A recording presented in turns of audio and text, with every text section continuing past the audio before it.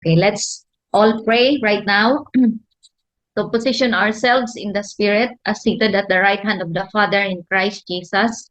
And let's all engage. Isipin natin na nandoon tayo sa spiritual dimensions, no longer in the natural, but operating in the realm of the Spirit. Pag nananalangin tayo, kailangan organize ang thinking pattern.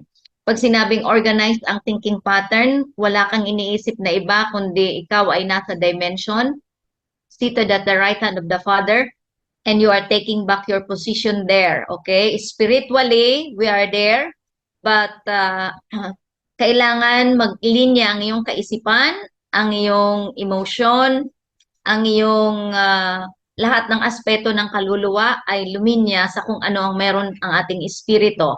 Ang ating espiritu ay naiposisyon doon sa highest position. So when we pray, we need to be there. Okay? So let's all pray right now. Father, we thank you so much for what you are about to do in our midst tonight. We are thanking you and honoring you, Lord God, in our lives. We are acknowledging your presence, the presence of the Holy Spirit, your word, and the presence of the Father, the Son, the Holy Spirit, Lord God, in our lives. And as we gather in the clouds, as we gather as finishing generation, we know and we believe that there shall be a new dimensions and dynamic of the kingdom that is about to be built and to be received by this finishing generation.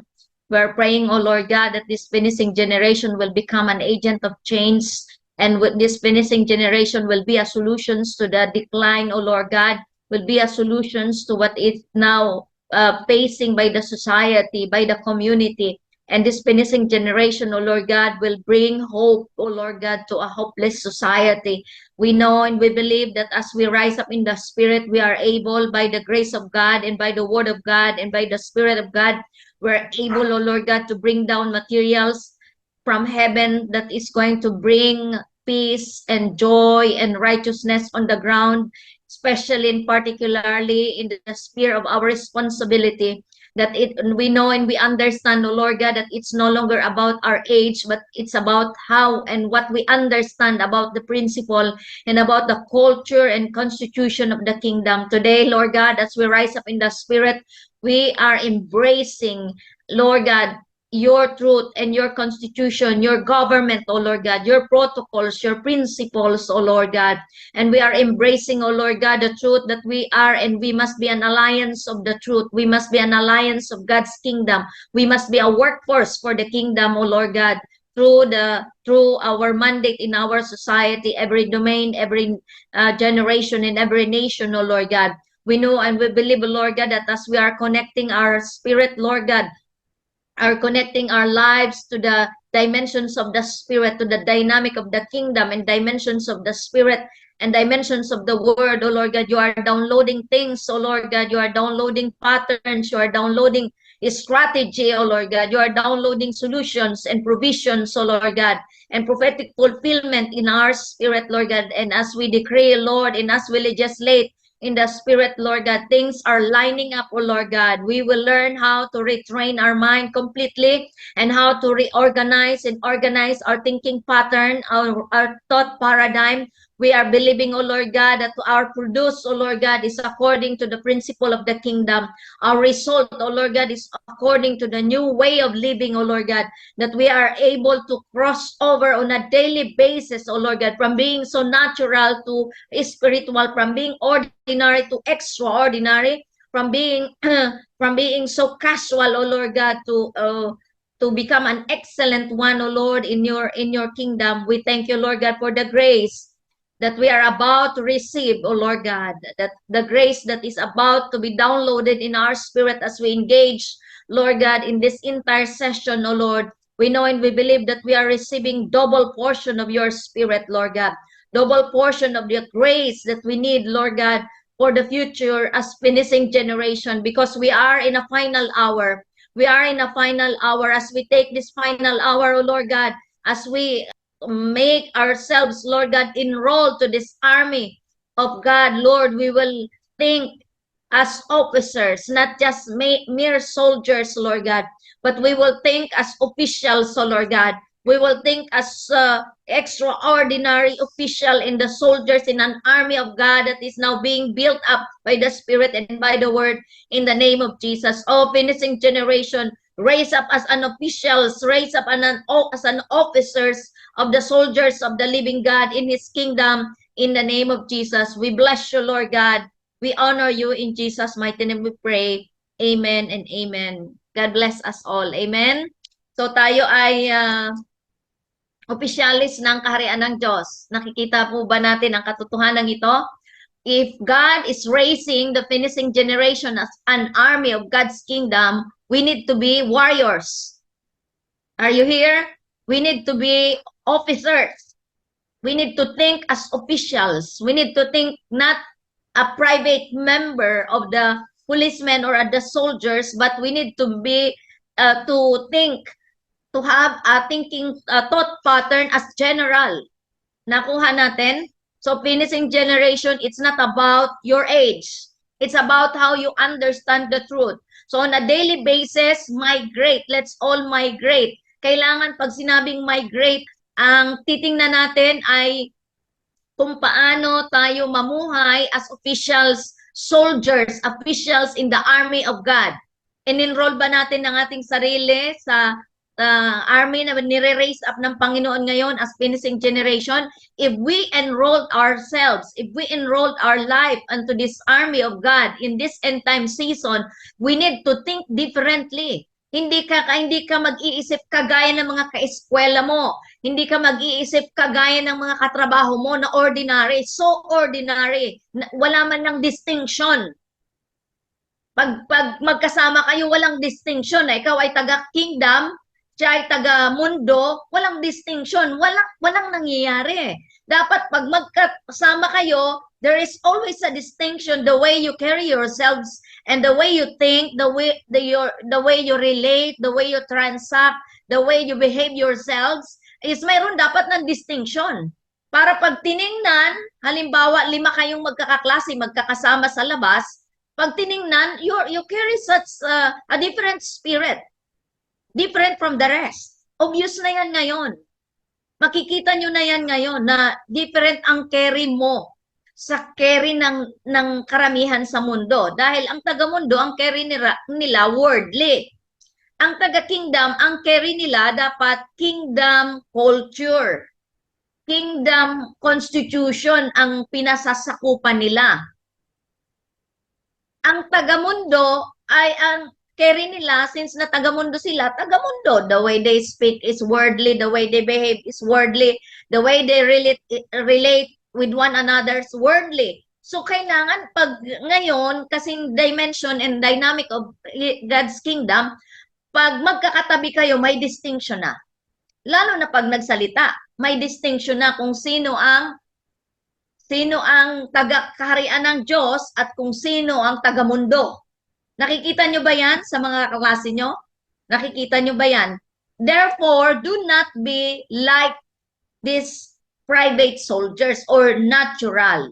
Dapat, if we enroll ourselves as God's end-time army in this season, in this final hour, kailangan may distinction. Perspective-wise, iba. Pananamit, iba. Hindi kagagaya ng pananamit ng mga taga-mundo, di ba? Contact without contamination ang principle natin. Kailangan ang tingnan natin ang ating sarili na nagbibigay lagi ng dahilan sa langit para ikaw ay ma-handpick. Pag nag-qualifying, may qualifying parang sa Miss Universe, di ba? Nanonood ba kayo ng Miss Universe pageant o kaya Miss Philippines pageant? O kaya nag-enroll sa PNP, nag-enroll sa anumang agency ng gobyerno, nag-enroll. Di ba may qualifying moment sila? May qualifying stage.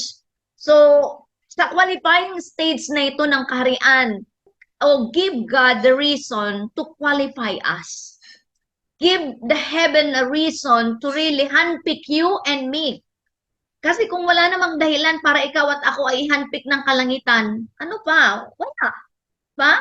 Anong dahilan para ako at ikaw ay handpick ng kalangitan? The stature of Christ.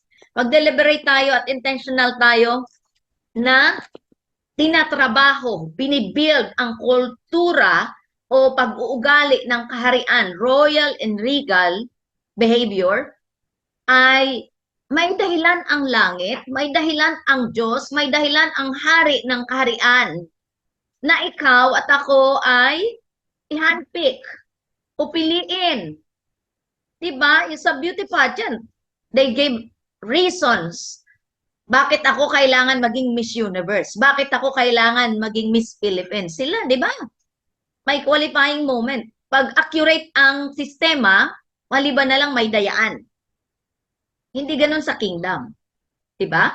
So, ngayon, ang ating perspektibo dapat on a daily basis, we need to give God and the heaven a reason bakit ako kailangan ma-qualify sa araw na ito as handpick of God to be an end-time agent of change to the society. Isn't it wonderful and exciting na mayroon tayong ganitong klaseng pinaglalaanan araw-araw na hindi ka dapat maging kapareho as those mere men, worldly, kasi may distinction. 3 years from now, kita ang mga taga-kaharian ng Diyos.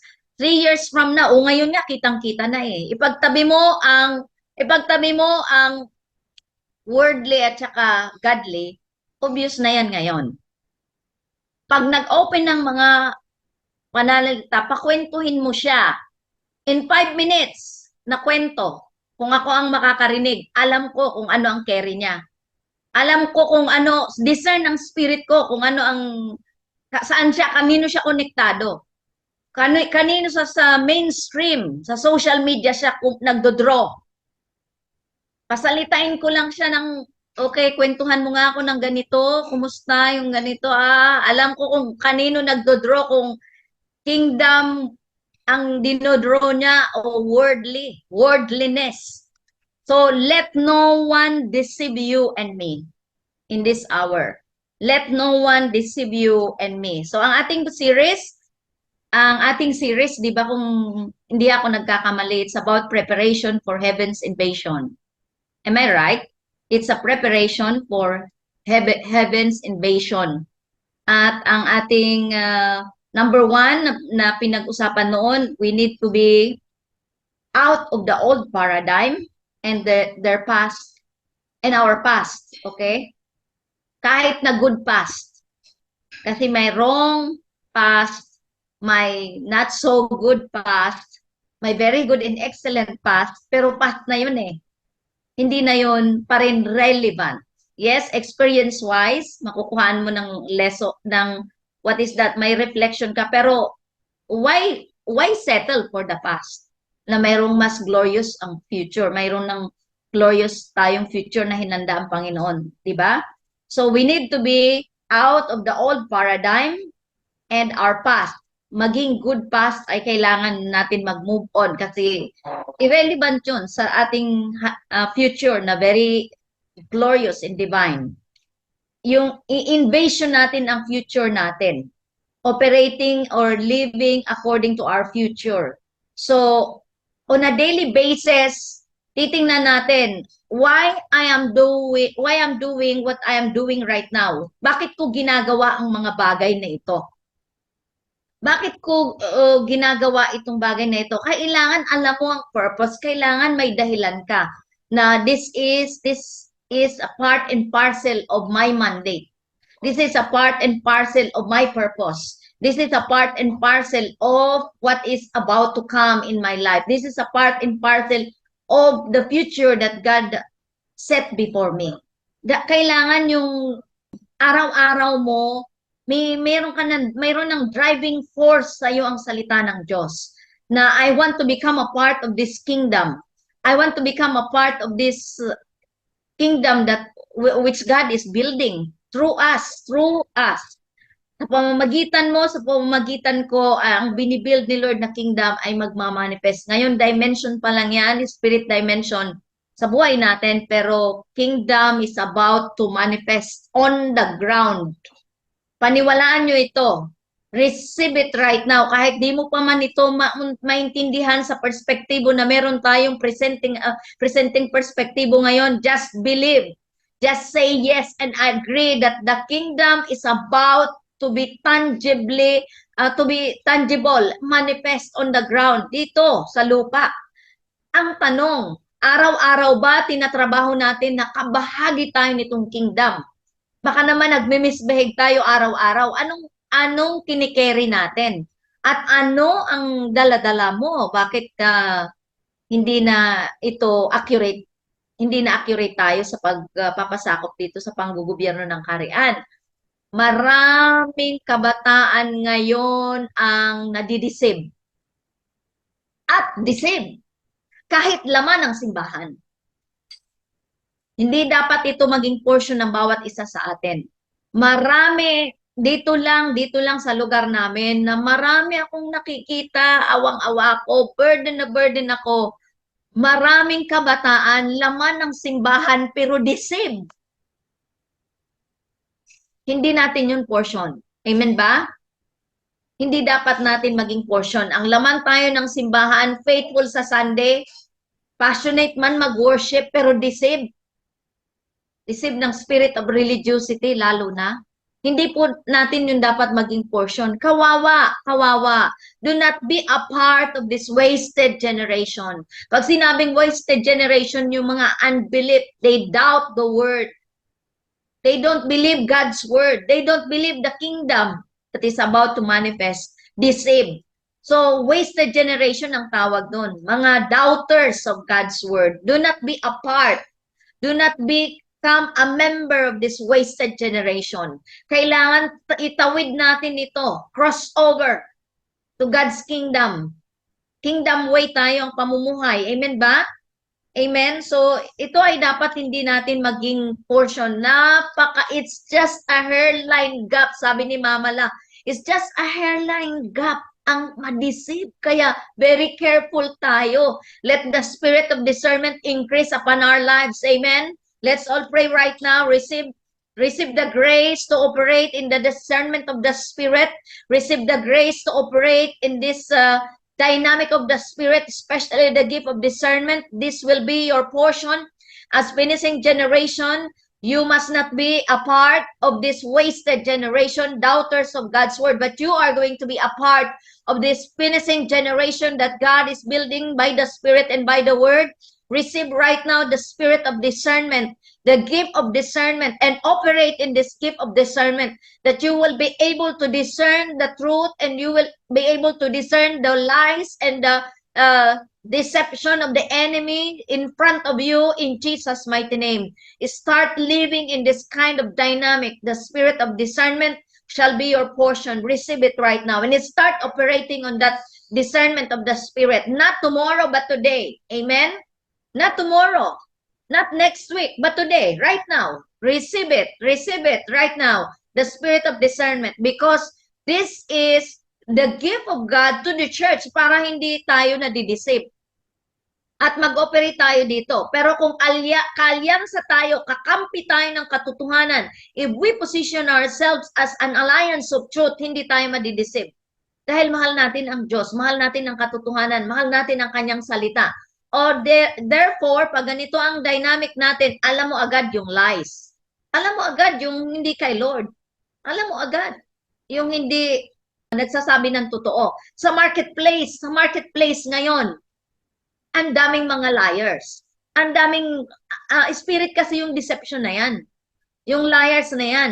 So, kailangan mag-operate tayo sa spirit of discernment. Pag may kausap ka, tapos nag-cross agad sa spirit mo, don't accept what he is saying or she is saying. Pag may kausap ka sa marketplace o sa halimbawa sa labas, kahit sa school nyo, pag may nakipag-usap sa'yo and it crossed to your spirit, hindi nag-click ang carry mo sa sinasabi niya, don't entertain. Close immediately. Pag sinabi, close your spirit immediately. Pag sinabing close your spirit immediately, do not believe any word from him, from that person. Ganun magsarado ng spirito. Kaya, limbawa ako nag-grocery sa labas. O kaya may binili ako at may kumausap sa akin. Immediately, I close my spirit. isi-sense ko muna ang sasabihin niya. Pag walang click sa spirit ko, I close my spirit. I do not believe what she's saying. Maski pa factual ito. Alagaan natin ang ating espiritu. We need to take good care, protect our spirit, our heart. Sabi ni Lord, above all else, protect your spirit. Basahin po natin Isaiah. Isaiah 54, verse 2. Sa NLT ako magbabasa.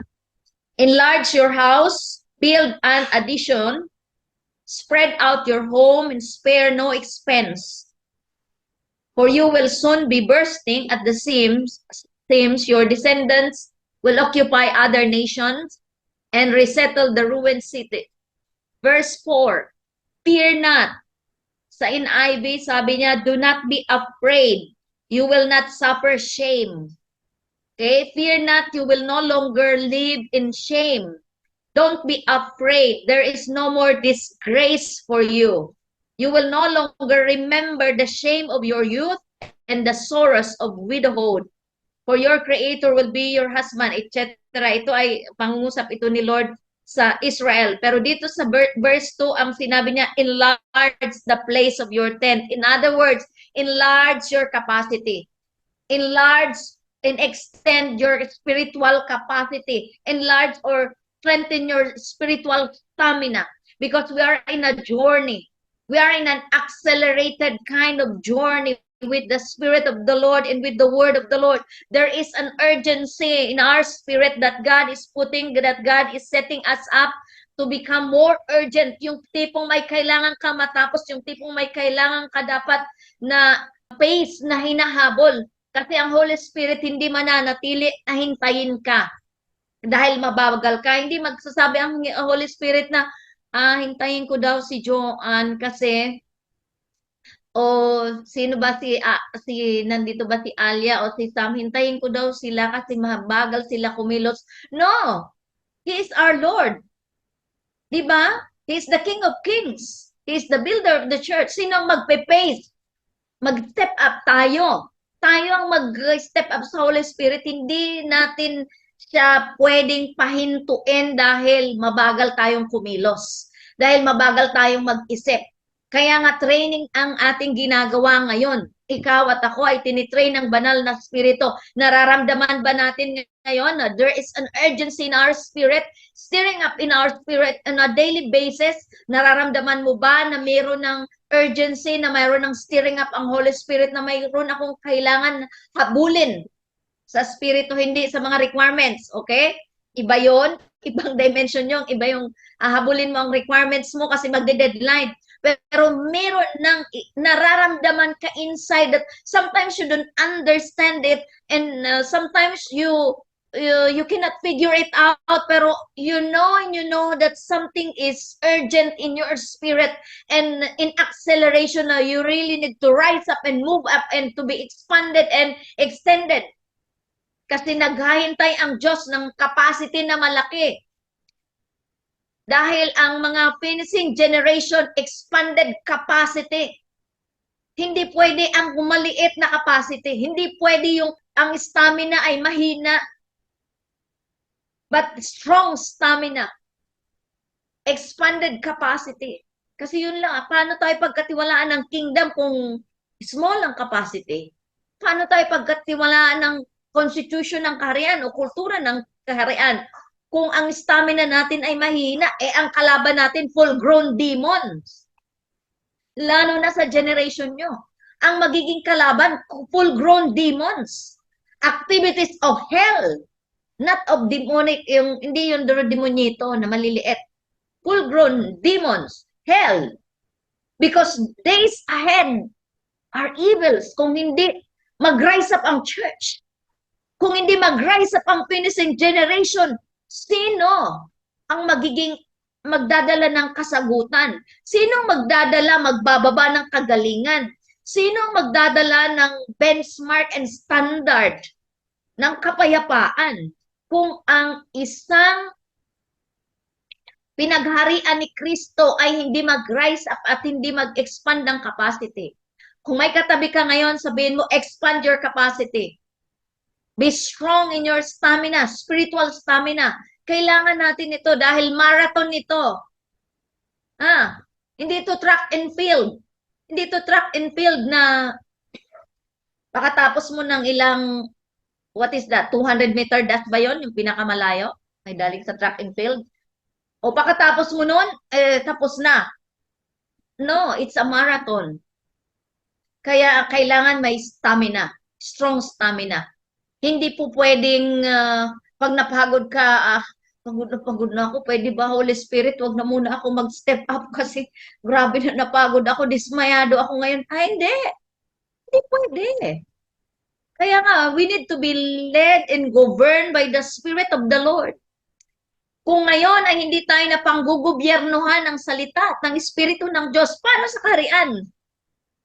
Ang panggugobyerno ng Diyos sa isang kaharian ay talagang strong. Halimbawa, nung kami ay nasa Saudi Arabia, pag magbababa ang hari, King Salman, ilang king ang aming naabutan noon nung since 1999, ilang king? Tatlo, ano? Tatlong hari ang aming naabutan sa Saudi Arabia kasi papalitan lamang pag namatay na. Si King Fahad, Abdullah, King Fahad, King Abdullah, King Salman. Tama, okay. So pag namatay yon, may successor. Siyempre, dapat accurate succession ang ginagawa nila. Sa Saudi Arabia, ang sa mga magkakapatid muna, di ba? Sa mga magkakapatid muna ang succession ng mga lalaki. So, sa tatlong hari na ito, hindi naman ito yung three kings na nung si Jesus ay napanganak. It so happen na dumating sa Saudi Arabia ay 1999 at umalis kami 2022. Tama ba? 2023. 2022. Tayo umalis. 2022. So, medyo malayo. Kaya nakatatlong hari kami habang nandun. At ang maganda doon, halimbawa, namatay ang hari, ang susunod na hari, may bonus sa mga empleyado. Bubono sila. Okay. So, sa Saudi Arabia, ang naging karanasan ko, naranasan namin, pag may king's decree, pag may ibababa na decree, o na command ang hari sa subject, sa mga constituent, wala siyang pinipiling oras. Ang oras na, halimbawa, 2:00 ng madaling araw, magbaba ng King's Decree, lahat nilinya, may movement. Lilinya. Lumilinya ang buong Saudi Arabia. So, walang makapagsabi doon, hindi pwede doon ang rally-rally na ginagawa ng mga Pilipino dito. Rally-rally ka doon. Papakulong ka talaga. Hindi pwede. Pag may binaba na decree ang hari, hindi pwede mag-rally-rally. Kasi kulungan ang bagsak. Sa Kingdom of Saudi Arabia yun. How much more in the Kingdom of God? Ang mga bumabalga at hindi nagpapasakop sa mga constitution ng kaharian. At sa Saudi, pag naabutan ko doon sa Saudi na sa kalsada, hindi pwede maglakad-lakad ang naka-short ka mga lalaki. Hindi pwede maglakad-lakad doon nakasando. At hindi pinapapasok sa mall ang nakasando at nakashort. Recent talaga. Grabe ang modesty. Mapalalaki man, mapababae. Hindi pwede doon At ang dikulay ang buhok doon na lalaki ay talagang ini-interrogate ng pulis. Yung mga may hikaw-hikaw na lalaki, doon sa Saudi Arabia, nung kapanahon na mga 1999 hanggang 2016, 2017, sinisita pa yun. May kulay, may highlights. Yung mga also dito, highlights, magpapa-highlights ang mga kalalakihan, mga teenager o mambuhok. Tapos may hikaw. Sa Saudi, pag nakita ka ng pulis, interrogate ka at ang iba napupunta sa kulungan. At halimbawa, sa mall, Nagkahiyawan, ha? Mga lalaki, oh, dadamputin niya ang pulis. Kasi hindi doon pwede magladlad ang bakla. O, kingdom yon ng Saudi Arabia. May ganong klaseng benchmark. Ang date, hindi bawal na bawal doon. Halimbawa, mag-boyfriend kayo. Nung panahon, kasi ngayon, yung deputy ng king si MBS, Muhammad bin Salman. Am I right? Yung deputy ngayon, yung prince, ay nagbaba na pwede na as long na may pwede na ang dating. Noon, ang mga restaurant sa Saudi, pag pumasok kayo na hindi kayo nakapag-present ng papers na kayo mag-asawa, ipapakulong kayo. At itong restaurant na ito, ipapasarado. O, di ba? Kaya mahigpit ang restaurant doon na accurate sa pagsunod ng panggugobyerno. And I took advantage of that kind of culture. Wala doon ng nightlife ang mga teenager na mga babae na magkakaraoke o mag-isa siya pupunta sa mall, naka-crop, ano yun, top crop ba yun ang tawag dyan? Crop top o yung mga uso ngayon? O naka-short shorts, pek-pek shorts? At sa mall, iindayog-indayog, magdi-display? Ay, nako talaga naman. Wala doon. I like that culture. Okay? Pero nakita natin, walang spirit of the Lord yun, ha? Walang spirit of the Lord, yung kulturang ganun sa Saudi Arabia.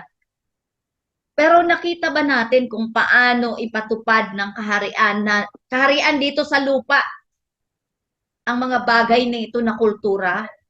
How much more sa kingdom ang modesty? How much more sa kingdom ang tamang how you carry yourselves well?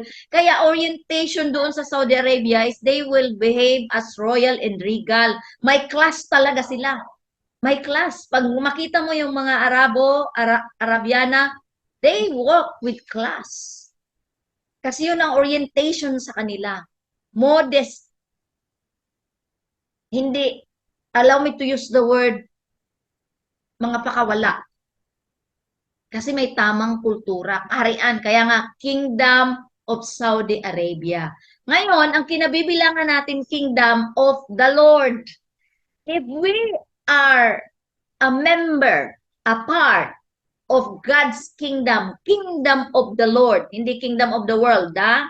Kingdom of the Lord, who owns the heaven and the earth, who created heaven, the earth, and the nations of this earth. Yun ang ating hari, hari ng mga hari. Sino itong mga hari? Kasi si Lord is hari. Sino itong mga hari? Ikaw at ako yun. King of Kings. Sino ang mga kings? Itong maliit na K at may S. Ikaw yun at ako. Do you receive this? King of Kings. O kung si Lord ang hari natin, na mga hari, ang tanong, may pinaghaharian ba tayo ngayon? Darating ang panahon na may paghaharian tayo. Tama ba? So, give God the reason to handpick you as king, as member of these kings. Kasi may kaharian ng Diyos, may kingdom. Are we receiving this? Bago tayo tumuloy doon sa heaven's invasion, mayroon ba tayo ng pagtanggap nito? God is the Lord of Lords, King of Kings. Sino itong kings? Ikaw at ako ito. Ang liwanag sa Revelation, buksan po natin. Revelation. Are we engaged? This is your future. This is our future. Revelation chapter, I think, 5.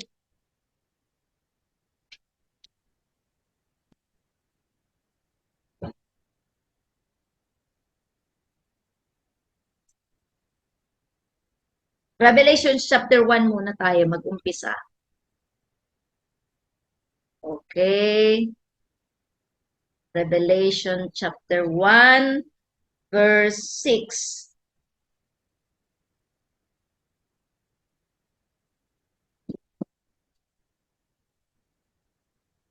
Walang verse 6 sa Bible ko. Joke. Okay, verse 6. He has made us a kingdom of priests for God his Father. All glory and power to him forever and ever. Amen. So God made us to be a kingdom and priests. Pag sinabing to be a kingdom, kings. Okay? Kings. So chapter 5, verse 10. Chapter 5, verse 10, you have made them to be kingdom and priests to serve our God, and they will reign on the earth. Do you believe this? That we will reign and rule with Christ here on the earth. Not in the dimension, not in the heavenly places, not in heaven, but where? Here. Ruling and reigning with Christ here on the earth. Kaya nga, ang pag-uugali natin is dapat mga kings. Dapat royal, regals. Kahit na tawang-tawa ka na, hindi ko naman sinabi na fake na yon. May modesty na, yung buoyancy of the spirit. Hindi naman yung fake. Diba? Ako, pag tumawa ako, nagugulat ang mga aso at pusa. Pero, na-imagine natin, pero we can laugh with modesty as royal and regal, di ba? The way we carry ourselves must project that we are born of the kingdom of God. Born out of God's kingdom. Kapag nakikipag-transaction tayo, kapag nakikipag-relate tayo, kahit sa mga kaklase nyo, yung the way you relate ay agad-agad ang kausap mo, magtataka, mayroon agad siya ng distinctive what is that perception on how you carry yourself. At magtataka siya, bakit anong meron sa kanya na wala ko? Yung ganong klaseng disposition. Kaya wag niyo ikumpara ang sarili niyo sa mga taga-mundo. Do not compare yourselves. Mga taga-mundo, yung worldly, actually, ang mga kailangan nila, ang mga hinahanap nila ay nandito sa atin, carry natin. Ay, bakit makikipag-competition ka sa kanila? No match. No match. Huwag niyong dayain ang sarili niyo. Sino pa ba ang mga na-insecure sa inyo ngayon? At ang tina-insecurean niyo ay worldly. Oh my, do not be fooled. Do not be deceived. Well, kung mayroon tayong ika-insecure estatura ni Kristo, kung mayroon tayong kainggitan, mainggit na tayo, sanang estatura ni Kristo sa buhay ko ay mapalago. Yun ang yung banal na pagkainggit, yun na lang yun yung habulin natin. Pero kung sa mga sandaling ito, naiinggit pa kayo sa mga taga-mundo, what kind of growth? Anong klaseng dimension ng pinalalago? Anong klaseng carry as the Espiritu ang lumalago sa atin? Pagkainggit. Anong klaseng pagka-insecure? Ngayon, patayin mo yan. Ngayon, habang nakikinig kung mayroon pa sa inyo ng na-insecure, kumpara dito, kumpara doon, gaya dito, gaya doon, pahid-pahid dito kasi yun ang nakita sa social media. Alam mo yun, haircut, gaya sa social media. Bakit hindi ka kumonekta sa kaharian? Anong klaseng haircut ang mga nasa kaharian? Diba? Kaiba ka pa. Pag tiningnan ka from head to toe, mula ulo hanggang paa, pag tiningnan ka, kaiba ka, hindi ka talaga taga-mundo.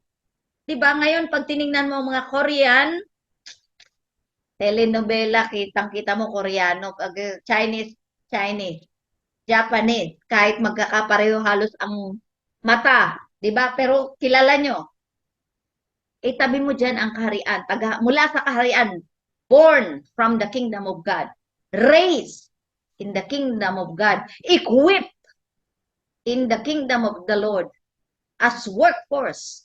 Imagine mo ngayon kung anong klase ang ma-project mo. 'Di ba? Royal and regal.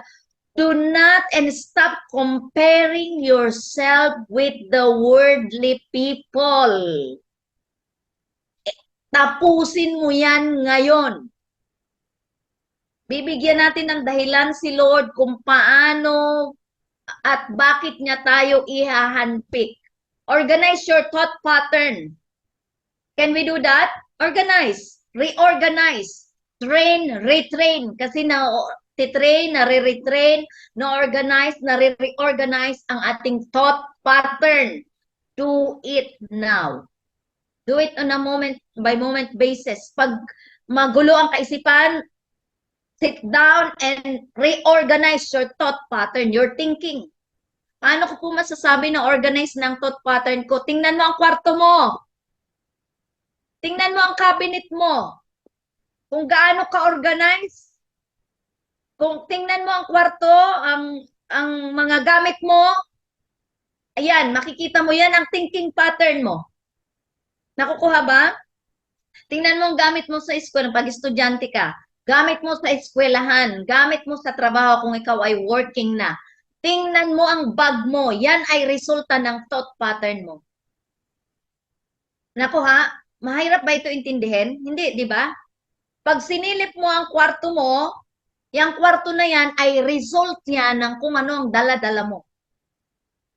Pag magulo, ayan, magulo ang dala mo. Magulo. Ayan, yan ang naalala ko nung ang mga anak namin ay mga bata pa. Training ko sila ng ganon. Tingnan nyo, bisitahin nyo ang kwarto nyo ngayon. Yan ang dala-dala mong espiritu ngayon. Tingnan mo.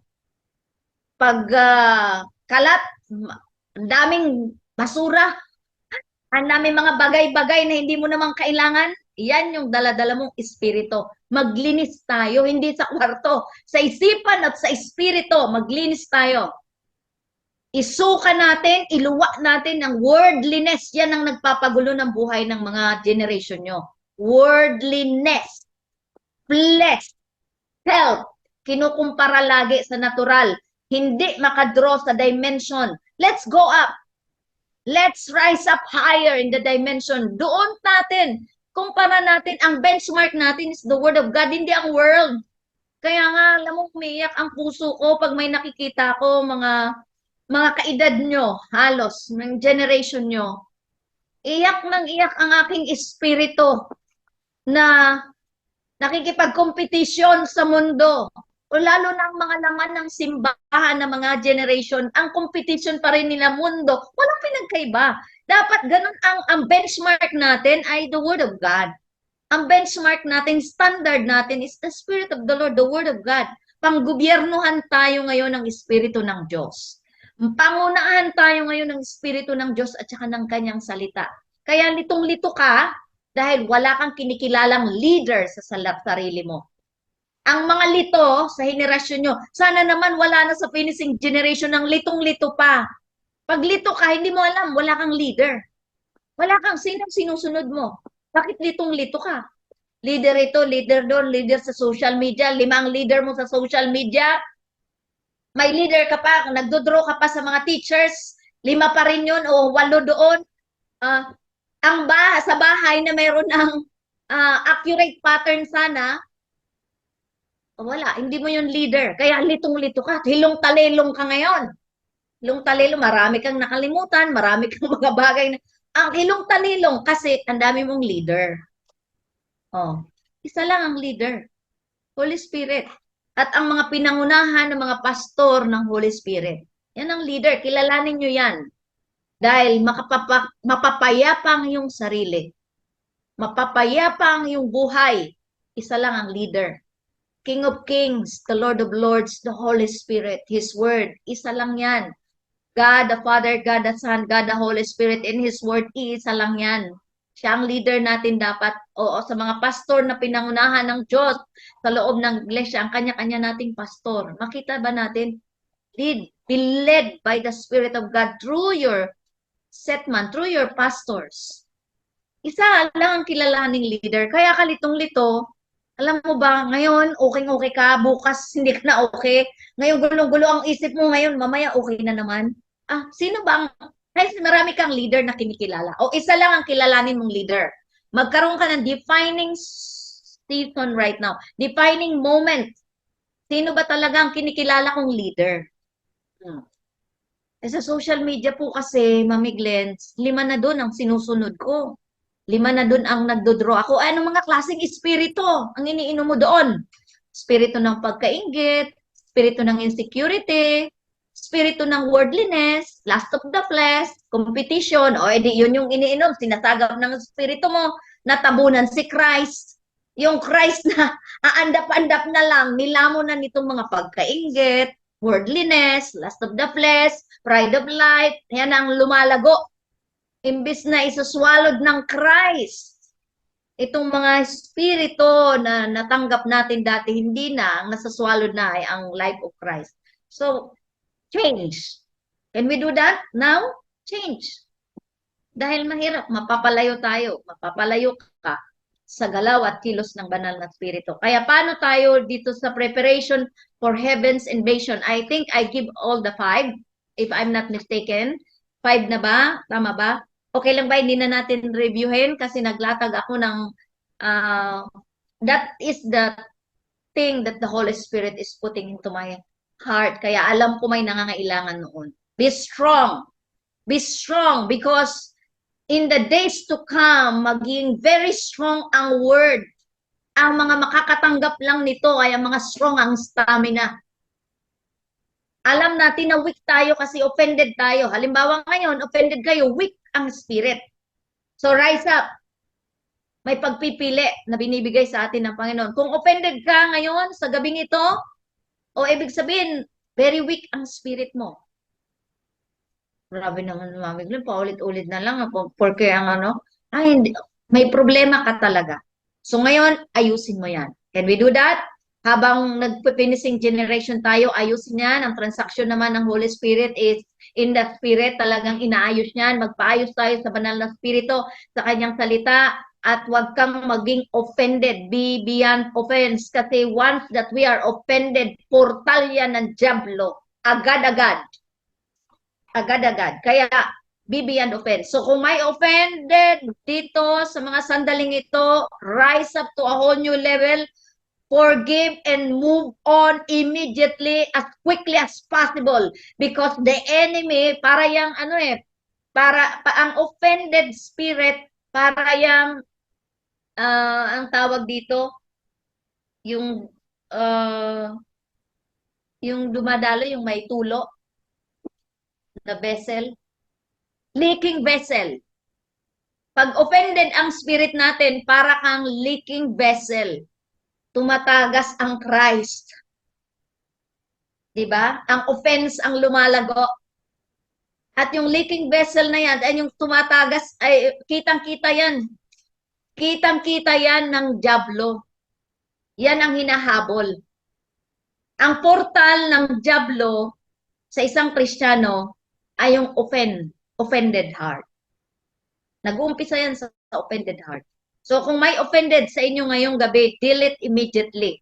Yan ay sa teacher mo, sa mami, sa daddy, sa mga kapatiran, o sa akin. Beyond offense. Release forgiveness and move on. Okay? Nakukuha ba natin? And be healed in the name of Jesus para walang tagas. Hindi tayo leaking vessel. Nakuha ba? Kailangan hindi tayo leaking vessel dahil pag leaking vessel tayo, sabi nga ni Dr. Jonathan David, Papa Jonathan, ang Kristiyano na may offended spirit, na offended, okay, yung offended ang heart niya, ay para siyang nasa laot na tumatagas, na sugatan, na may tumutulong dugo, at ang shark ay hinahabol siya kasi amoy na amoy niya ito at kitang-kita niya ang dugo. So, ganun din yan. Ang Diablo ay kitang-kita pag offended tayo. Akala mo na itatago yan? Hindi na ngayon. Sa dimension, kitang-kita. Parang spotlight sa dimension na kitang-kita, offended heart, kawawa yan kung hindi mag-forgive at mag-move on at magbago. Kitang-kita yan. Kita ng mga demonyo sa spiritual dimension ang mga offended heart. So, be healed. Amen? Did you forgive already? Now, move on. Amen? So, para clean vessel tayo. Clean, pure, and uncontaminated. You don't keep any wrong thing. You do not keep any offense. You do not keep those things that can sabotage you and your future. Just be right. Sabi ko nga sa mga anak ko nung mga bata pa sila, learn how to live being right in the midst of wrong. Kahit na nasa gitna ka ng sa tingin mo mali, kahit nasa gitna ka ng sa tingin mo crisis or chaos. Pero if you posture yourself right, you are giving God a reason to protect you more. Nakuha ba natin ito? So, napakahalaga na ma-address yun, yung mga pakikipagkumpetensya ng generation nyo sa, I hate that kind of spirit na nagdodraw sa world. Paano ko po malalaman na nagdodraw ako sa world? Huh. Magbigay ba ako ng example? Baka sumimplang, kakatapatawad ko lang kay Mami Glens ngayon. Open na naman ako. Ay, nako. Huwag kayong gaya-gaya sa mga pananamit nila, sa worldliness. Dahil may standard ang kingdom ng pananamit. Tama ba? Tingnan nyo mga generation above. By the grace of God, we model modesty to your generation. We model, what is that? We model righteousness sa biyaya ng Panginoon. Tingnan, mayroon mga tayo ng standard. Kaya nga, sa generation nyo, hindi na mahirap mamuhay ng sakarian kasi meron kayong generation above na mga nagmomodelo sa biyaya ng Diyos. Meron kayo ng generation above na mga nag-secure ng grace, kaya nga dapat nagdodraw kayo ng mga graces. Nakuha ba natin ito? Dahil mahalaga ito sa inyo. You are the generation whom Paul, kung sino ang kinainggitan, banal na pagkainggit ni Paul, ay yung generation nyo. Nakuha ba natin? So ngayon, do not neglect or do not, wag mong hayaan na ma-disqualify ka nitong dimensions in dynamic na kinainggit ng banal na pagkainggit ni Paul. Ibig sabihin, may nakita si Paul sa generation nyo na kakaiba na sana I am part of that generation. Yung nakita niya. Oh, hindi man natin ma-describe pa ngayon in details. Hindi man natin sa perspektibo pa natin yun, hindi pa man maunawaan in full term, in full aspect. Pero just believe it. Ako noon, pinaniwalaan ko. Alam nyo ba noon, nung nasa training kami, I don't know if Miss Chua is here. My friend, my dear friend, Joy Chua. Kasabayan ko si Miss Joy Chua sa training. At siniris sa amin ni Papalo yung kingdom. Alam nyo ba noon, no? Imaginein mo yung bagong born again. Kaya hindi naman bago. After 1 year ko yata o 2 years ko ma-born again. Siniris ni Papalo yung culture of the kingdom. Imagine nyo kung gaano yung kalayo sa panahon yun na talagang I just swallowed everything. I just, yes, amen, agree, I believe it. I need to see it. I need to live on it. Kapag ganun lang ang spirit ko talagang, I embrace that. Pero hindi ko man naunawaan.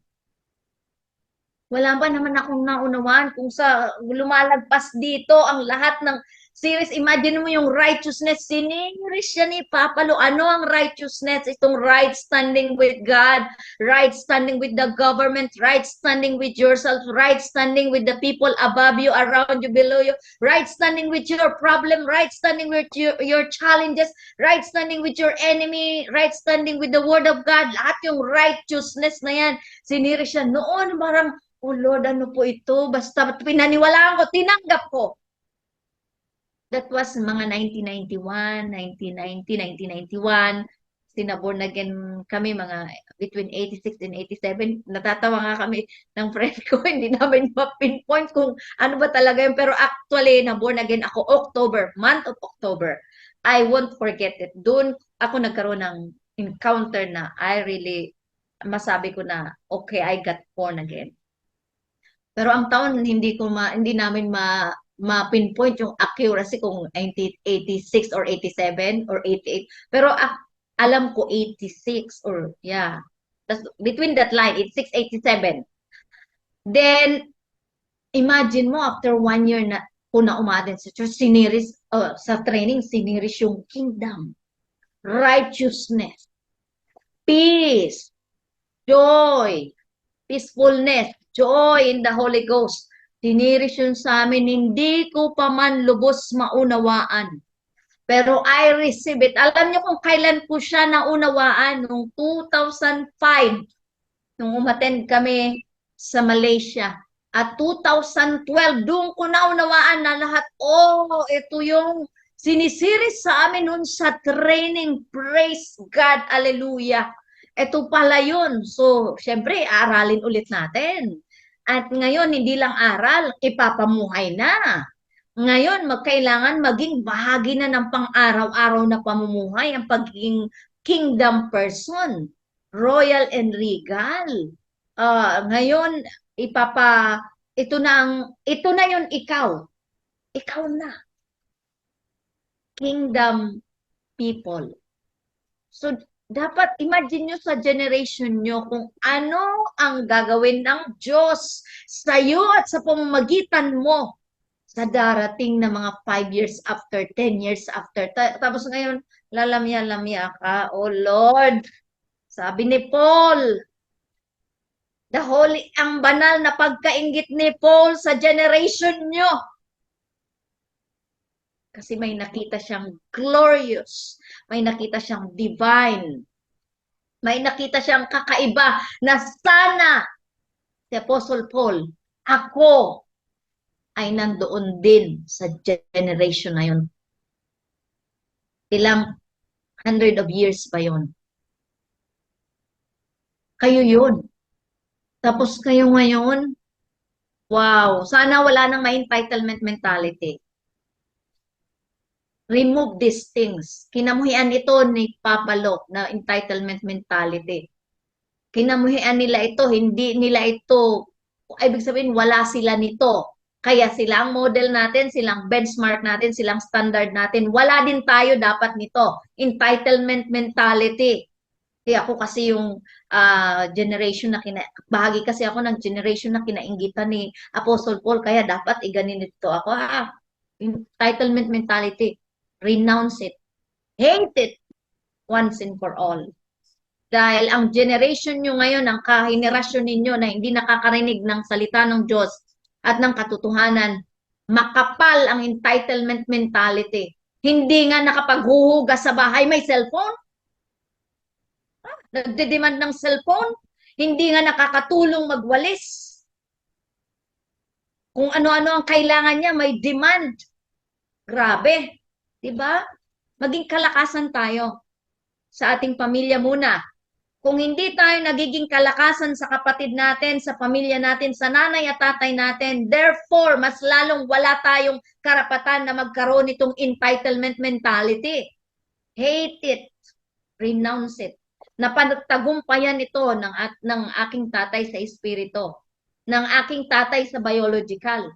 Napagtagumpayan itong entitlement mentality, kaya kinamuhian ko rin. At hindi rin yan magiging portion ng generation ko, ng next generation ko. Kaya pag may nasense ako ng mga entitlement mentality, oh my. Gawin muna natin ang dapat at nararapat gawin. Okay? Nakukuha ba natin? Siyempre, hindi ako galit. Actually, mahal na mahal ko kayong lahat.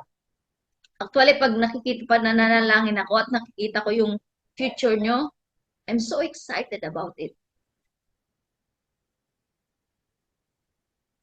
Pero ang iniiyak ng puso ko, ilan sa inyo ang i-qualify ang sarili doon sa glorious future na hinanda ng Diyos para sa inyo? Dahil nitong entitlement mentality, worldliness, yung self-patayin yan, araw-araw pinapatay ang self. Araw-araw pinapatay itong self na ito at saka flesh. Sabi ni Dr. Tondi Bakari, flesh is the silent disposition to do evil. Hate it. Pag nag-rise up sa thought mo na gusto mong gawin, i-check mo muna kung ito ay nanggagaling sa Word of God na naintindihan natin o sa flesh o sa self. Pag flesh and self, put it to death. Immediately. Immediately. Dahil hindi makakwalify sa kingdom. Very strong ang self. Very strong ang flesh. Disqualify. Ang liwanag sa Galatians. Nakuha ba natin? Let's open to that Galatians. Nandyan pa ba tayo? May tinatanggap ba tayo? Receive the grace that we need for life and godliness and for the future. Tingnan nyo mga kabataan, tingnan nyo mga minamahal kong pinising generation, ang future nyo. Alam nyo ba na yung future na yon pinagtrabahuan nyo ng mga people above us kung saan tayo kumonekta sa graces. Si Papa Jonathan David, si Papa Lo, Pastor Israel, si Mama La, Pastor Arena Joyce, pinagtrabahuan nila yung future na yun. Bakit hindi tayo kumonekta doon ng tama? Be accurate in our connection to that grace. Bago tayo magtapos mamaya, lahat, see to it, nakakonekta tayo doon sa future. Amen? Doon sa bagay na pinangako sa atin ng Panginoon. Nandito lang si Galatians, bakit na?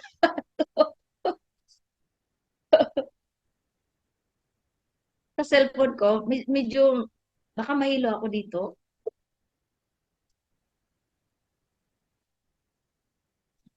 Okay, Galatians chapter 5. Dito sa NIV na lang. Galatians chapter 5 verse 16. Ito ang utos sa atin. Utos po ito, hindi ito suggestion, ha? So I say, live by the Spirit. Okay, live by the Spirit dimension. And you will not gratify the desires of the sinful nature. For the sinful nature desires what is contrary to the Spirit, and the Spirit what is contrary to the sinful nature. They are in conflict with each other, so that you do not do what you want. But if you are led by the Spirit, if you are governed by the Spirit, you are not under the law. Under law. The acts of the sinful nature are obvious. Okay, sexual immorality, impurity, debauchery, idolatry, witchcraft. Tingnan nyo na lang yan. Hatred, okay? Discord, jealousy, fits of rage, selfish ambition, yung mga self nga, dissensions, factions, in envy, drunkenness, orgies, and the like. I warn you, sabi ni Paul, as I did before, that those who live like this will not inherit the kingdom of God. Ang flesh and self, pag strong pa sa atin, ay hindi tayo makakwalify sa kingdom, kaya pinapatay ang selfish agenda. Ang mga wants ng self, ang mga tingin ng self-need niya, pero hindi naman pinapatayan araw-araw. Deliberate at intentional na pagpapatay bago ilibing. Kasi minsan, pag hindi napatay, nilibing lang, bumabangon. Napansin nyo ba yon? Bumabangon. So, bago ilibing, ang self and flesh, patayin muna. At pag namaho na, wag nang balik-balikan. Pag nilibing na. Okay, so sa 22, but the fruit of the Spirit is love, joy, peace, okay, patience, kindness, goodness, faithfulness, gentleness, and self-control. Against such things, there is no law. Pag ganito tayo mamuhay, dinadala to the next level ang joy, dinadala to the next level ang kapayapaan, pinipili ang kagalakan, pinipili ang katwiran, pinipili ang kapayapaan, pinipili maging pasensyosa, pinipili maging maayos, pinipili maging gentle or self-control, okay? Pag itong mga bagay ay dito tayo, itong pinapamuhay natin, walang batas against this. Ibig sabihin, wala sa yung pagbabawal. Uy, bawal ang mabait. O bawal ang mapasensyosa. Wala. Kaharian ng Diyos. Are we getting these things, mga finishing generation? Ito ang mga bagong set ng ating mga dapat maging lifestyle. Kaya i-reorganize and retrain our thought pattern. Dito mag-umpisa. Sabi ko nga kanina, paano ko po malalaman, baka may magtanong, paano ko po malalaman na magulo ang aking thought pattern? Tingnan mo ang kwarto mo. Tingnan mo ang cabinet mo. Yan ay result, manifestation ng kung ano ang carry. Kaya naalala ko, I don't know if Joanne is here. Ganon, pag gin-explain ko sa kanya, anak, eto, yan, nung 8 years old pa lang siya. 8 years old. Kasi 8 years old siya. Tinuturoan ko siya mag-organize ng mga damit niya. At dapat alam mo kung ilan ang panty mo. Dapat alam mo ilan ang, nung lumaki-laki na nagsusuot na ng bra, alam mo dapat kung ilan ang bra mo. Pag aalis siya na nang mag-impake. Dapat pagbalik niya, umalis siya, may mga dala-dala siya na may, pagbalik niya, i-account niya yan sa akin. Pag may nawala, dahil sa kanyang kapabayaan, alam niya na ang kahantungan niya. Kasi maraming training muna bago doon. Okay, alam niya, pag bumalik at naiwan ng tuwalya, naiwan ng isang bra, bakit naiwan? Bakit di mo dinisiplina ang sarili mo? Ganun ang mga training ng mga anak ko noon. Lahat sila, ganun ang ginagawa ko. Pag aalis, account ilan ang dalang t-shirt. Pagbalik, i-account sa akin, ilan ang nakabalik na t-shirt. At pag may kulang, alam na nila ang consequence kung aanin ko sila. Ganun dapat dahil we are representing raw kingdom. Ano ngayon ang makikita sa atin? So, retrain, reorganize our thought pattern. Dito yan sa spirito nag-uumpisa. Kaya, anong dapat? I-renounce mo ang mga tinanggap na hindi man sa word, sa truth. Yan ang nakakapasabutahe. Yan ang nakakapagpagulo sa atin. Ito ay maiayos sa lalong madaling panahon para qualify tayo on a daily basis, qualified tayo sa kaharian. Basic, sabi ni Mama, la basic. GMRC. Ang mga bagay na ito, akala natin na mandato ni Lord, every domain, every generation, every nation, doon agad. Okay, anak, ngayon na nalaman mo na ang mandato mo, every domain, every generation, every nation, balik ka dito, titraining ka para ang domain ay makita ka pa lang, alam na ng domain na ikaw ay equipped, trained, raised in the kingdom of God. Ganun ang proseso sa atin. Kaya, reflect tayo ngayon. Ano ngayon ang mga pamumuhay natin? Ano ngayon ang mga sistema natin? Order. Put order into your life. Put order into your life, into your thought, into your inner man. Put order. Ayusin ang dapat ayusin. Hindi mo naayos ang mga dapat ayusin kasi busy ka doon sa mga pakikipgayahan kung kani-kanino. Ang gagayahin lang natin ay ang Santong Espiritu at ang mga pinorm at inequip na nauna sa inyo ng Santong Espiritu. Diba? Bakit doon pa sa mainstream? Don't drink from the mainstream. That is rivers of Babylon. 30. Active ang Diablo doon. That is the modern tree of the knowledge of good and evil. And the good there is still demonic. The good there is still demonic in nature. Kaya magkukuha ka pa ba? Pipitas ka pa ba sa good? No. Tree of life lang. Go back to the tree of life. I know some of you is drinking from that rivers of Babylon. Wag kayo mag-drink from that rivers. From the river of life lang tayo. Amen ba? Tree of life, river of life. I hope we receive something. Okay? Number 6, dito sa heaven's invasion, preparation for heaven's invasion. Do you believe that the heaven now is as if that is so real here on earth? Ramdam na ramdam mo na ang kalangitan dito sa lupa. Pero sa mga nagdi-drink sa social media, hindi nila maramdaman. Ang ramdam na ramdam nila ang social media.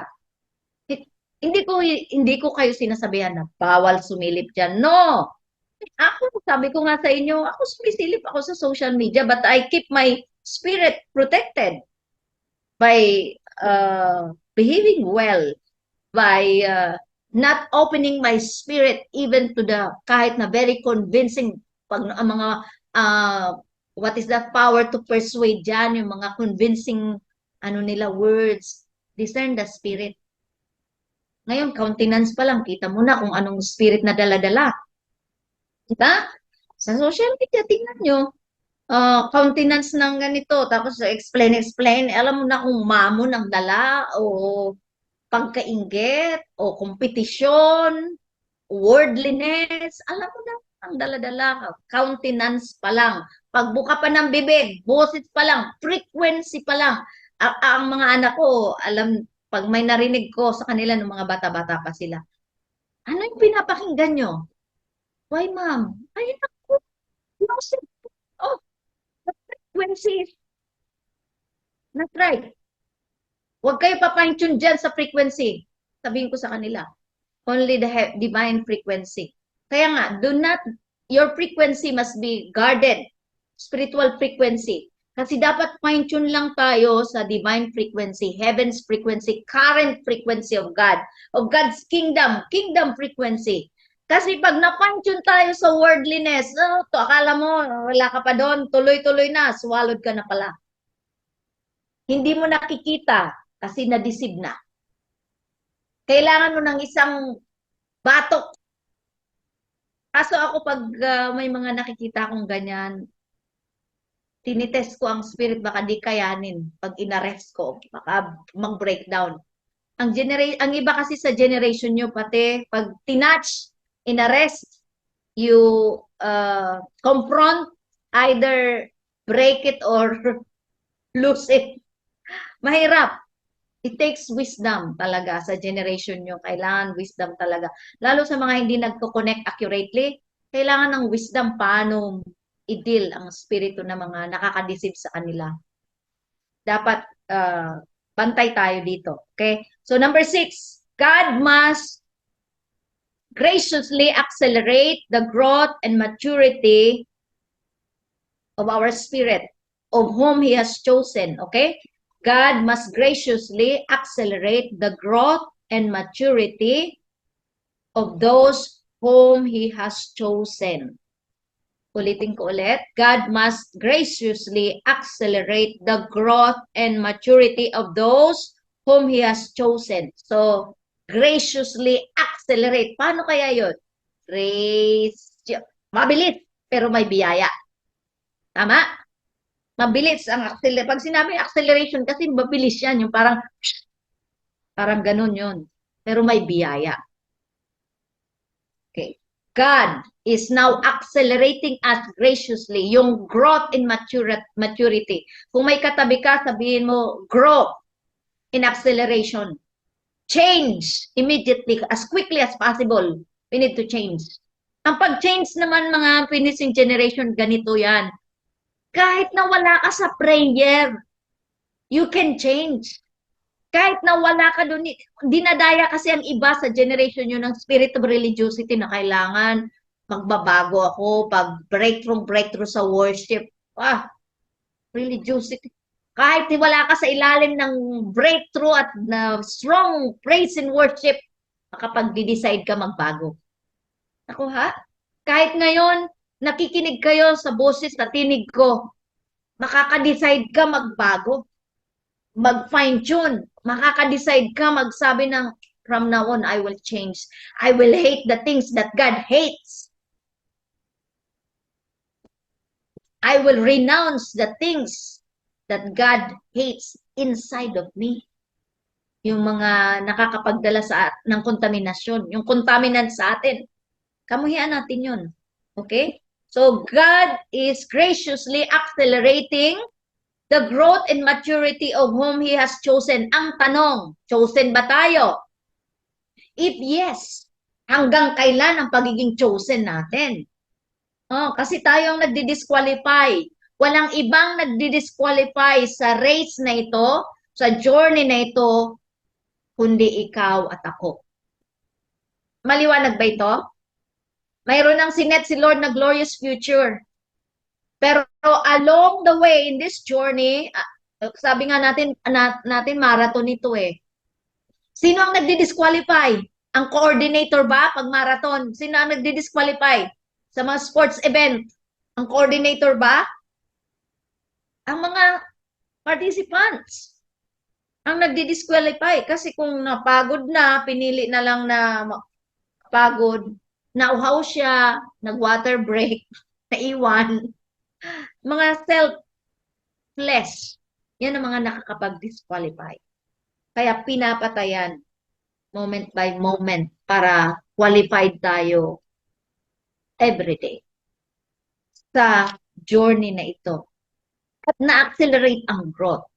Ang perspective nagbabago. Paano ko po malalaman na on a daily basis, meron po akong pagbabago? Perspective mo nagbago. Okay? Dati okay lang sa'yo ang makalat ka, urara, okay lang sa'yo mga bara-bara, ngayon hindi na. May dinesisyonan ka na kailangan ko maging organized once and for all. Kailangan ko mag-put order sa aking spirito, sa aking puso, para ang result nito ay may order. May pagbabago. Alam mo yun kung may binago ka o hindi. O wala. May pagbabago. Huwag ka tayong padadaya sa spirit of religiosity na mamaya pag nag-pray ako saka ako magbago. Nakapagbabago tayo kahit hindi under the thickness of the prayer, kahit na wala sa steering of the Holy Spirit. Kailangan magbago ako, kapalarayanda, balarasa, katalarayanda. Hindi ko sinabi na hindi mag-pray in tongues, pero hindi yun. Dinidesisyonan. Kahit mag-pray in tongues tayo, mag-prayer and fasting pa tayo, trade is prayer and fasting, intensify praying in tongues. Kung hindi mo desisyonan magbago at kamuhian ang mga bagay na kinamumuyan ng Diyos, wala din mangyayari after 3 days na prayer and tongues. Mga religious boost lang yun, o 3 days prayer and fasting. Mga religious boost lang yun, ginamit ng spirit of religiosity para madala tayo sa kamatayan, madisqualify tayo sa race sa binibuild ng Diyos sa buhay natin at sa pamamagitan natin. Diba? Ganun ang pandaraya. Ngayon, napalaya tayo. Amen ba? Napalaya ka ba? Kung yes, then move up. Step up. Graciously in acceleration. Grow to a whole new level. Kung pasaway ka sa ate mo o sa mga kapatid mo, ngayon hindi ka na dapat pasaway. Kung pasaway ka sa kapatid mo, dapat hindi ka na burden ng kapatid mo. Diba?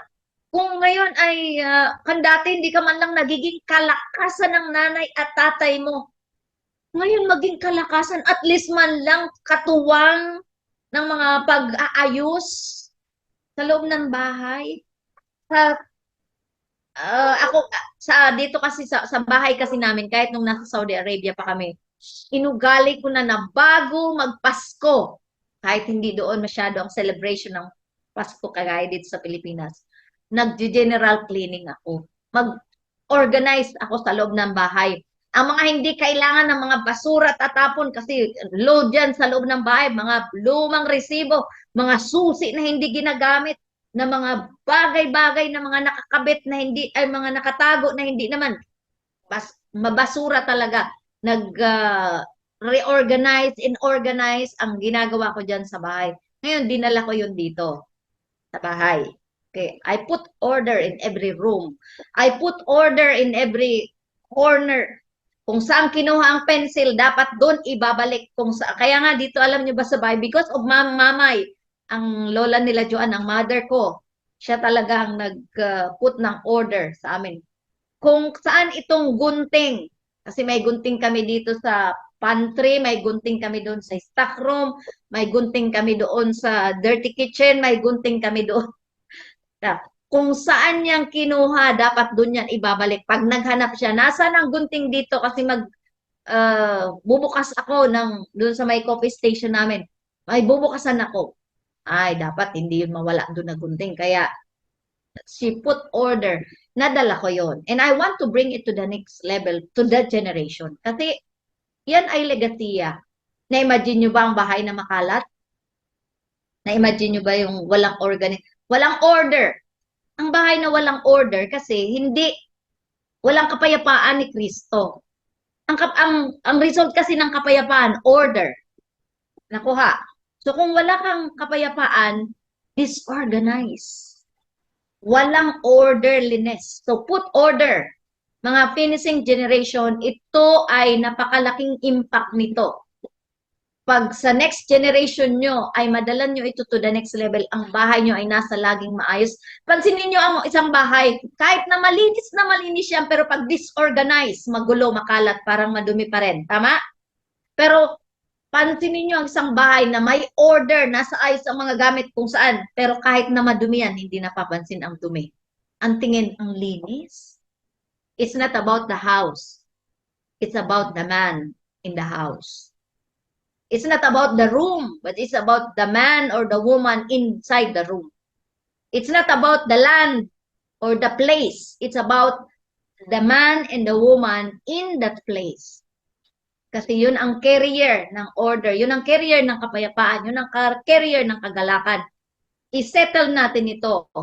Iayos natin ito once and for all sa bawat isa sa atin kasi ito ay pagre-represent ng kingdom ng tama. Okay? Nakuha. Put order.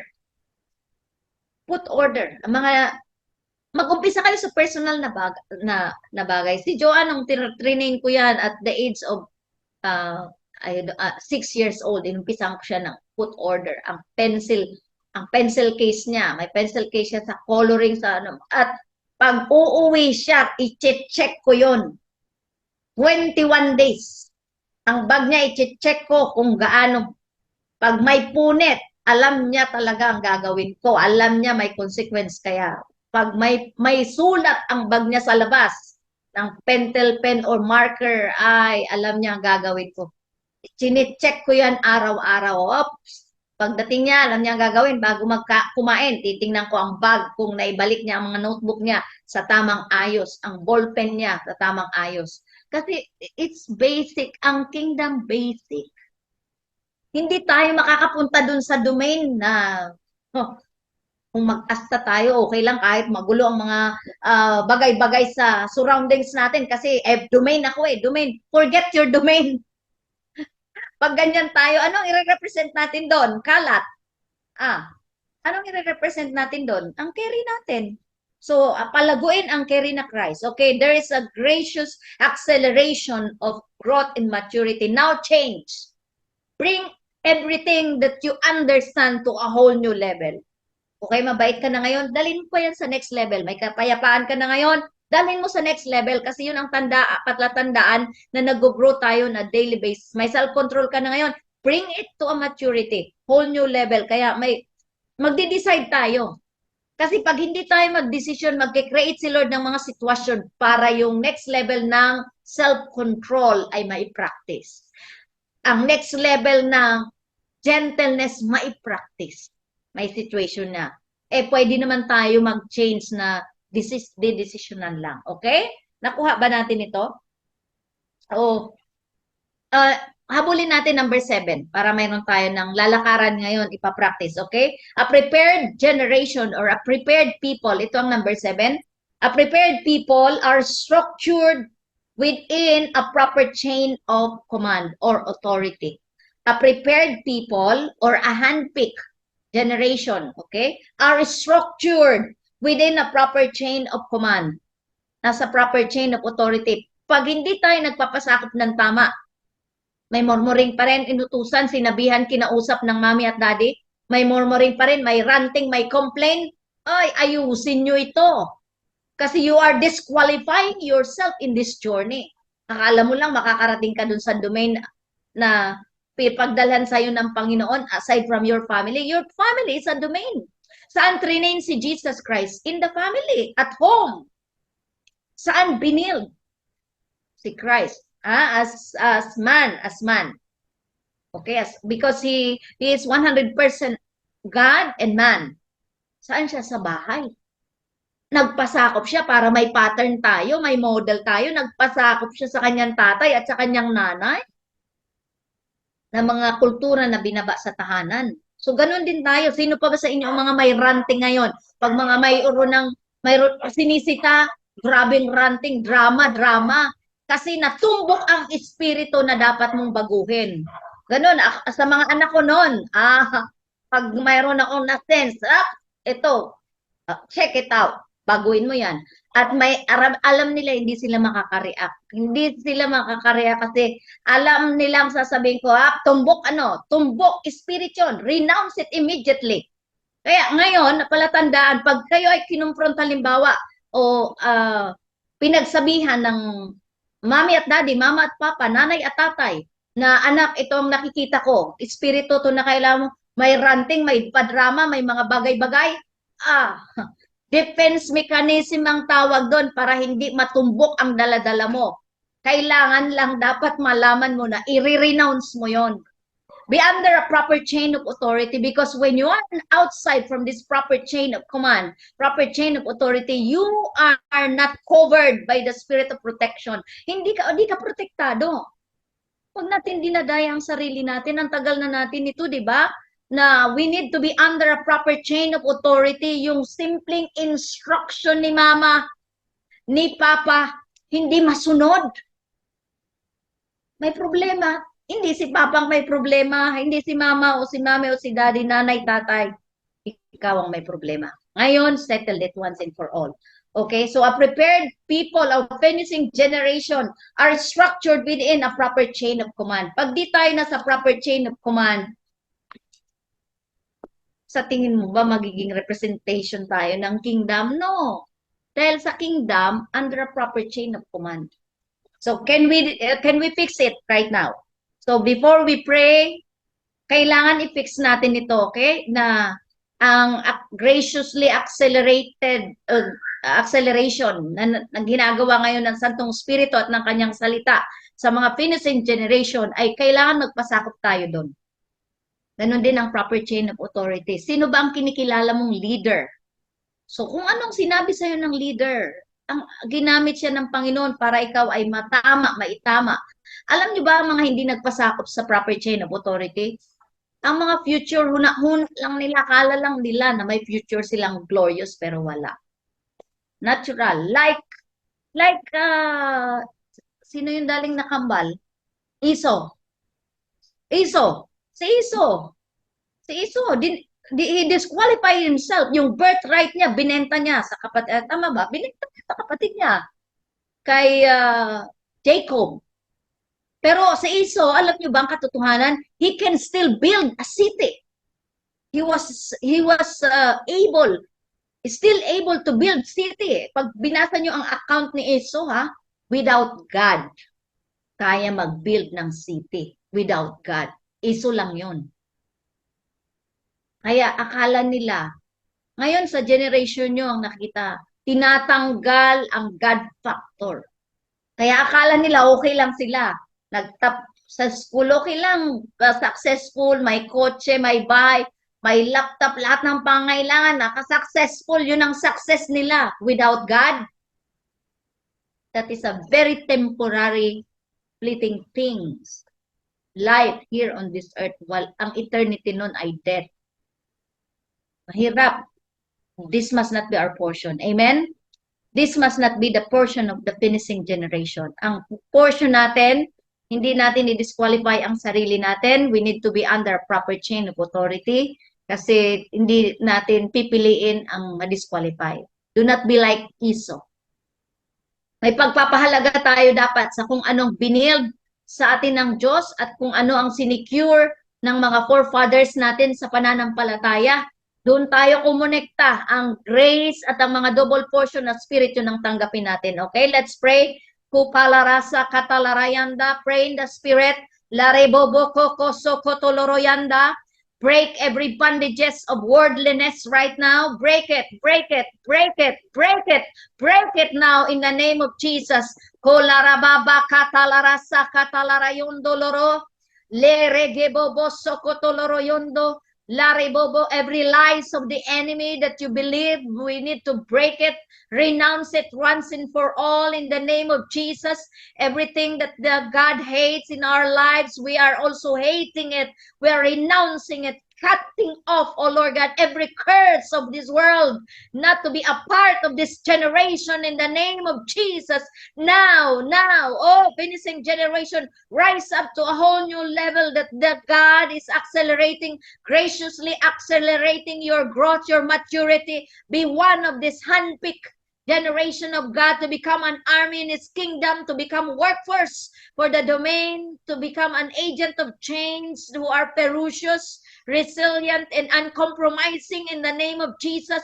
Rise up to a whole new level as servant of God, as righteous people, as a strategic thinker, the people who is going to bring down materials in this dying world to make this world alive, make this earth alive, because the enemy is the one who is a squatter in this earth, and therefore we need to take back the things that God wants us to take back in this season, in this final hour of the church, in Jesus' name. Oh, rise up, finishing generation, as an army of God, as an officer. Oh, think like an officer, not a private one, but you need to think as an officials in Jesus' name, royals, regals. You need to think like kings in Jesus' mighty name. Oh, thank you, Lord God. Heal everything, Lord God, that needs to be healed. Oh, Lord, give us the grace, oh, Lord God, to reorganize, retrain, and our thinking pattern. Oh, Lord God, remove every strongholds of the enemy that occupy the terrain of our thought pattern. We pull it down right now in the name of Jesus. Every strongholds, every fortresses in our mind, in the thinking pattern of the finishing generation, we pull it down and break it once and for all in the name of Jesus. Break it now in Jesus' name. Every stronghold that brings us into how to live under a curse, we break it now in Jesus' name. Rise up and receive the grace to be accelerated. Your maturity must be accelerated. Your growth must be accelerated in the name of Jesus. Oh, we thank you, Lord God. We thank you, Jesus. We thank you, Lord God. We are commanding that this entitlement mentality must be completely broken in this life, in the life of the finishing generation, in Jesus' mighty name. In the name of Jesus, stirred up, oh Lord God, their spirit right now. Oh, be stirred up right now to a whole new level. Rise up, step up, start rising up and expand your capacity, extend your tent, expand your capacity, strengthen your stamina, spiritual stamina for this journey with the Lord, for this journey of the Holy Spirit, with the Holy Spirit. Oh, dear Holy Spirit, lead us, oh Lord God. Oh, lead us, oh Lord God, not to be disqualified from this race, oh God. Oh, dear Holy Spirit, govern every life of the finishing generation. You are our governor. You must be our governor, oh dear Holy Spirit. Lead us, oh Lord God. Govern our lives, oh Lord. In the name of Jesus, we thank you. We honor you in our lives, Lord God. We honor you to our future, oh Lord. We give you praise, Lord God. In Jesus' mighty name we pray. Amen and amen. God bless us all.